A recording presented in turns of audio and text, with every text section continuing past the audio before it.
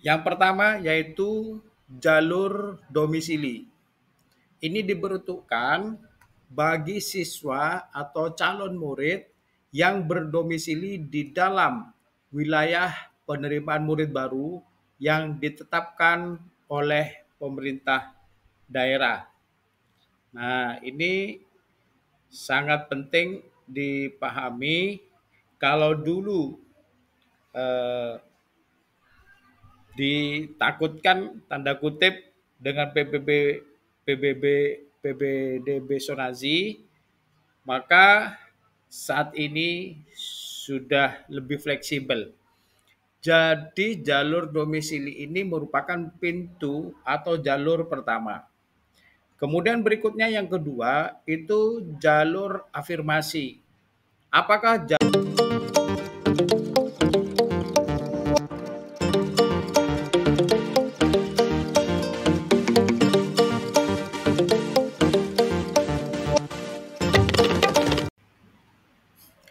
ini skema penerimaan murid baru pada SPMB tahun ajaran 2025-2026.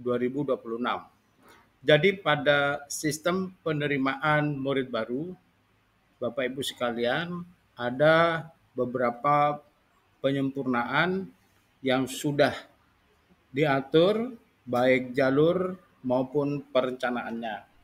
Nah, seperti apa?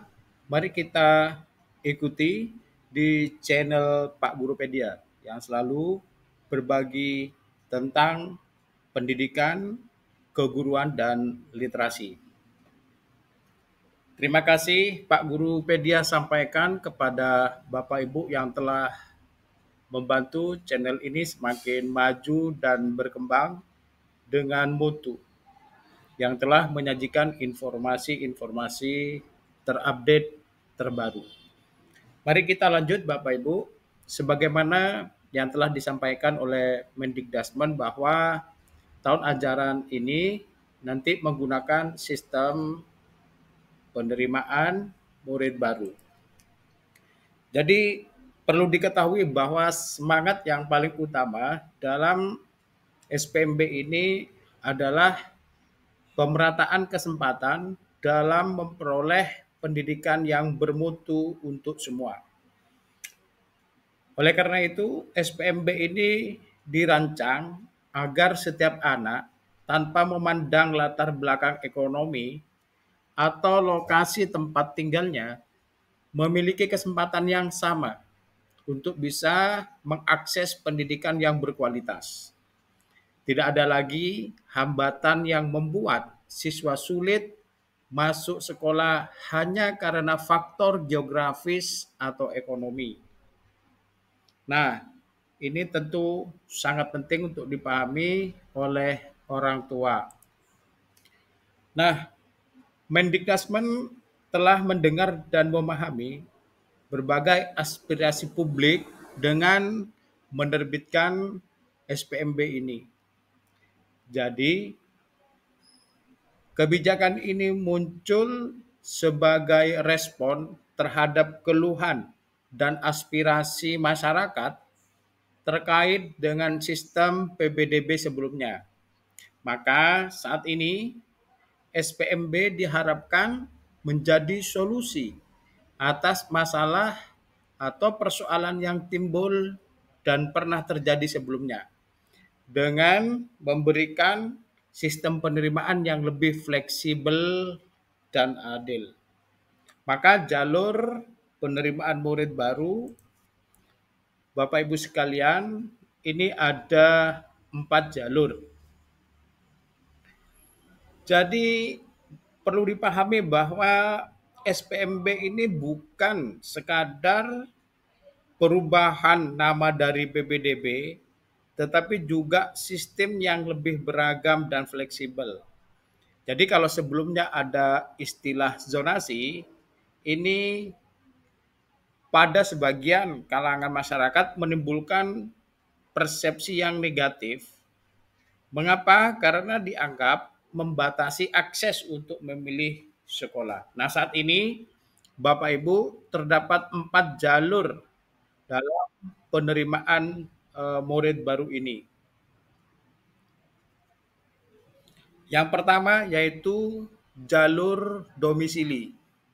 Ini diperuntukkan bagi siswa atau calon murid yang berdomisili di dalam wilayah penerimaan murid baru yang ditetapkan oleh pemerintah daerah.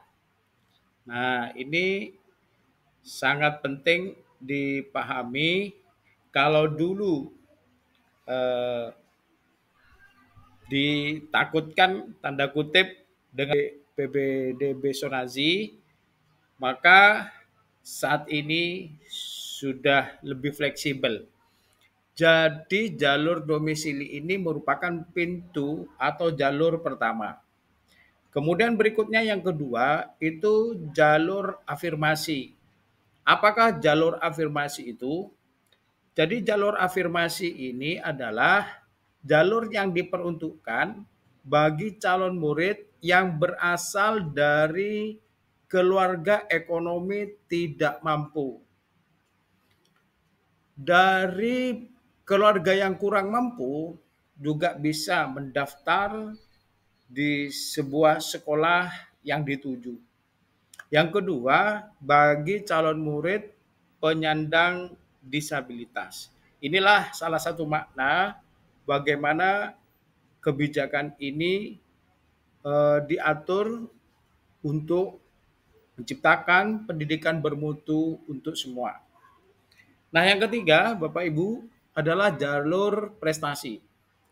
Jalur prestasi ini diperuntukkan bagi calon murid yang memiliki prestasi di bidang akademik maupun non-akademik.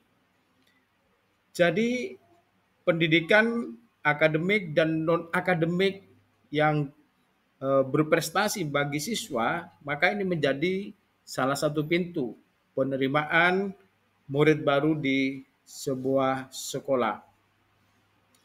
Nah, kemudian yang keempat, jalur mutasi, yaitu diperuntukkan bagi calon murid yang berpindah domisili karena perpindahan tugas orang tua atau wali. Kemudian juga anak guru yang mengikuti tugas orang tuanya. Nah, Bapak Ibu sekalian, berikutnya perencanaan penerimaan murid baru. Nah, persentase jalur penerimaan murid baru dari 4 jalur itu, yang pertama untuk jalur domisili itu yang semula SD, SMP, SMA minimal masing-masing 70, 50 dan 50%, maka saat ini menjadi SD, SMP, SMA masing-masing minimal 70, 40 dan 30%. Nah, kemudian untuk jalur afirmasi ini ada peningkatan. Jadi kalau domisili ada minimal 40%, maka pada jalur afirmasi untuk SMP dan SMA ini minimal 20%. Kemudian untuk jalur mutasi ini masih tetap tidak ada perubahan, yaitu maksimal 5% untuk jenjang SD, SMP, dan SMA. Nah, selanjutnya untuk jalur prestasi ini juga ada perubahan ya. Untuk SMP dan SMA, kalau dulu sesuai atau sisa kuota. Namun saat ini menjadi minimal 25% dan 30%. Nah, Bapak Ibu sekalian, oleh karena itu, Bapak Ibu wali murid, masyarakat, ataupun juga guru harus memahami bahwa jalur penerimaan murid baru tahun pelajaran saat ini sudah lebih fleksibel dengan 4 pintu jalur itu. Silakan Bapak Ibu dicermati dan perbanyak referensi dari Kemdikdasmen sehingga Bapak Ibu lebih banyak memahami tentang SPMB tahun ini. Demikian dari Pak Gurupedia, semoga membantu pemahaman Bapak Ibu sekalian. Semoga bermanfaat. Assalamualaikum warahmatullahi wabarakatuh.